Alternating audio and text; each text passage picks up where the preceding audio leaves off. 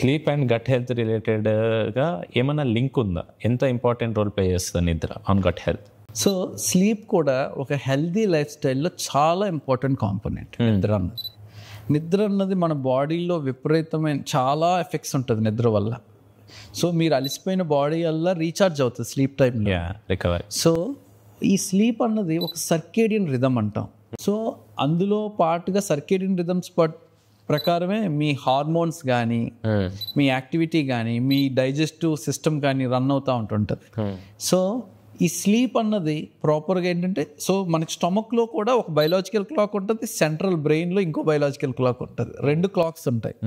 1 గంటకి భోజనం చేస్తున్నారు అనుకోండి, కరెక్ట్గా 12-12:30 అవగానే ఆకలేస్తుంది. అవును, కరెక్ట్.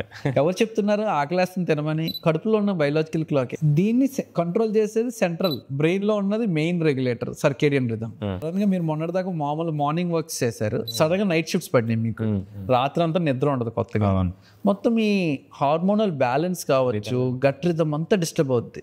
న్యాచురల్గా మీకు స్టమక్ గట్ ఇష్యూస్ అని స్టార్ట్ అయిపోతుంటాయి. సో స్లీప్ అన్నది చాలా ఇంపార్టెంట్. ఎవరికైతే నిద్ర బాగాలేదో ఈ ఇష్యూస్ ఎక్కువ ఉంటాయి, గట్ రిలేషన్స్. ఎవరైతే ప్రాపర్గా స్లీప్ తీసుకుంటారో వాళ్ళకి గట్ రిలేటెడ్ ఇష్యూస్ తక్కువ ఉంటాయి.